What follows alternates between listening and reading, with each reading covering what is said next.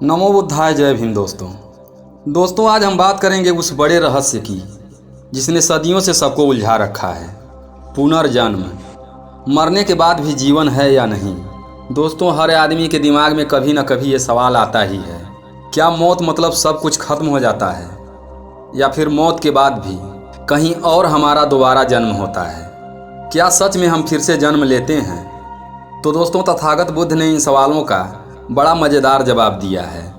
लेकिन ध्यान रहे, आधा अधूरा ज्ञान तो और ज़्यादा गड़बड़ कर देता है, इसलिए वीडियो को पूरा ज़रूर देखें। और हाँ, चैनल पर नए हैं तो हमारे इस अम्बेडकर बुद्ध विचारधारा चैनल को सब्सक्राइब करके घंटी के आइकन को दबाकर ऑल सेलेक्ट करें, ताकि अगली वीडियो का नोटिफिकेशन सबसे पहले आप तक पहुँचे। चलिए शुरू करते हैं। और सबसे पहले हम जानते हैं आत्मा और पुनर्जन्म के बारे में।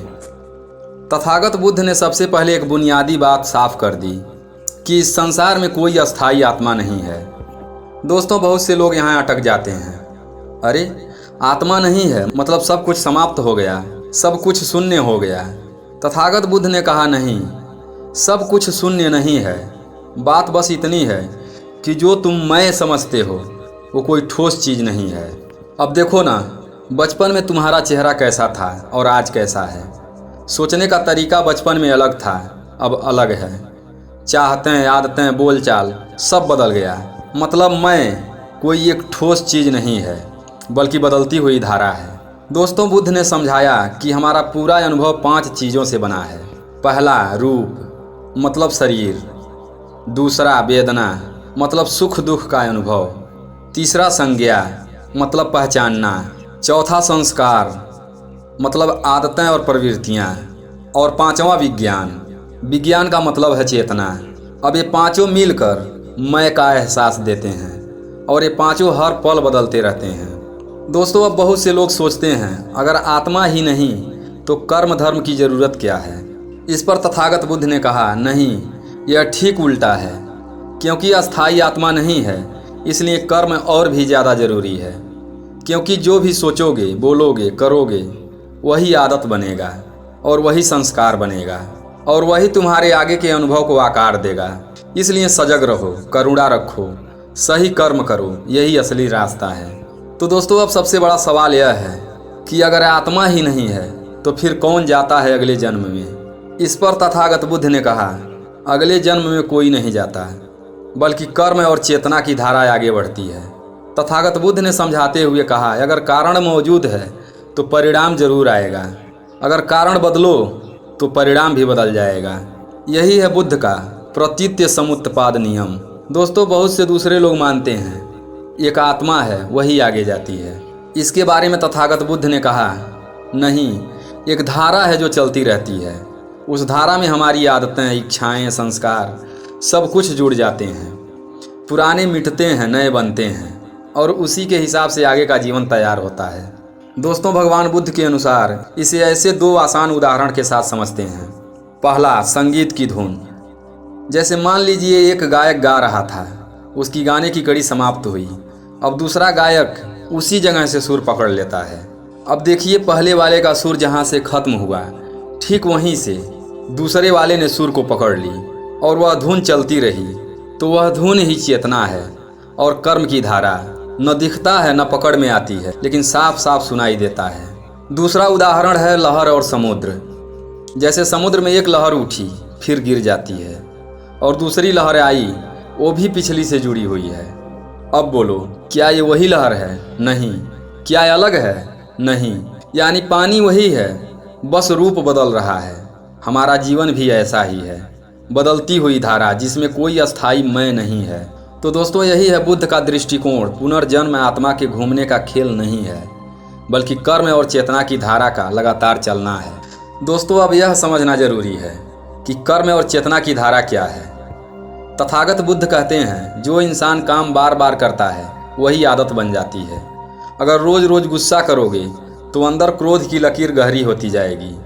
आगे चलकर छोटा सा मामला भी होगा तो दिमाग तुरंत फट पड़ेगा। और अगर करुणा यानी दया का अभ्यास करोगे तो वही तुम्हारे अंदर दर्ज होगा। फिर भविष्य में तुम्हारा मन शांत रहेगा और हालात भी अच्छे बनेंगे। यही है कर्म और चेतना की लाइन, जो आज से लेकर अगले जन्म तक चलती रहती है।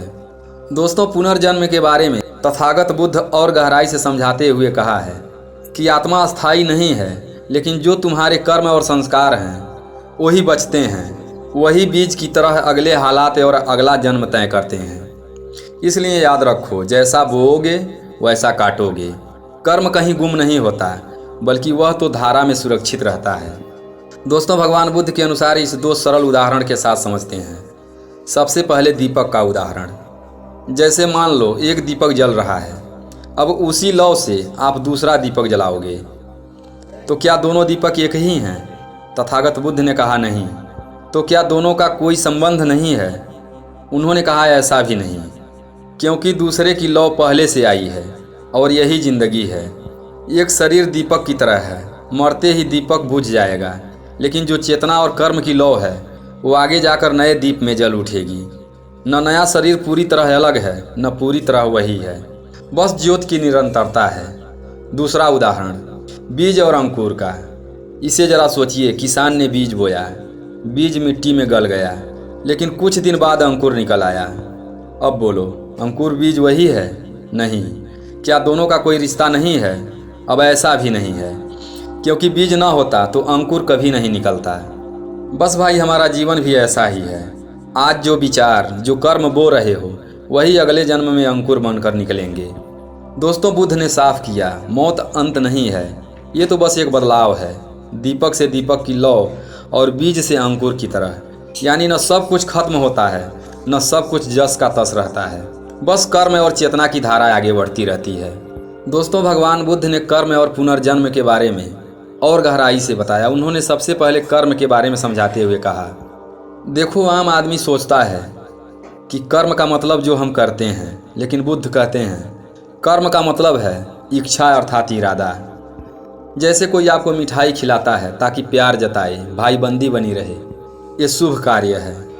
वहीं कोई आपको इस इच्छा से, इस इरादे से मिठाई खिलाए ताकि आप उसकी बातों में फंस जाएं और वह आपसे अपने हिसाब से काम करा सके, तो ये अशुभ कर्म है। मतलब काम वही है, लेकिन इरादा बदलते ही कर्म बदल गया। इसलिए सोच, बोल और काम तीनों में जो इरादा है वही कर्म कहलाता है। अब सवाल यह उठता है कि हमारे किए हुए कर्मों का फल कैसे मिलता है। तो दोस्तों, तथागत बुद्ध ने इसे बड़े अच्छे से और साफ साफ बताया। बुद्ध ने कहा, कर्म का फल 3 तरह से मिलता है। सबसे पहला तत्कालिक फल, जो तुरंत फुरत दिख जाता है। जैसे झूठ बोलोगे तो उसी वक्त लोग भरोसा करना छोड़ देंगे। दूसरा मध्यकालीन फल, धीरे धीरे आदत बन जाती है। जैसे रोज रोज दया करने से आदमी का स्वभाव ही नरम हो जाता है और लोग उसके पास खींचने लगते हैं।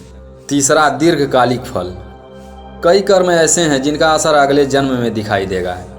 जैसे अगर कोई ज़िंदगी भर हिंसा करता रहा तो उसके मन और हिंसा की आदत इतनी गहरी हो जाएगी कि अगला जन्म उसी रंग में ढल जाएगा। अब जरा व्यवहारिक बात करते हैं। तुरंत का फल, कोई चोरी करके तुरंत पैसे ले आया, फ़ायदा तो हुआ, लेकिन मन का भरोसा टूटा, समाज में इज्जत गई, यही तत्कालिक फल है। मध्यकालीन फल, जो रोज़ दूसरों की मदद करता है, धीरे धीरे उसका नाम भरोसेमंद हो जाता है, लोग उसके आसपास रहना चाहते हैं, यही है मध्यकालीन फल। दीर्घकालीन फल, जो इंसान जिंदगी भर हिंसा में जीता है, उसके मन में हिंसा की आदत गहरी हो जाती है, वही संस्कार अगले जन्म में परिस्थितियां तय करती हैं। इसलिए कहते हैं कि कर्म कभी कभी अभी फल देते हैं, कभी धीरे और कभी अगले जन्म में। भगवान बुद्ध के अनुसार कर्म सजा इनाम का बोर्ड नहीं है।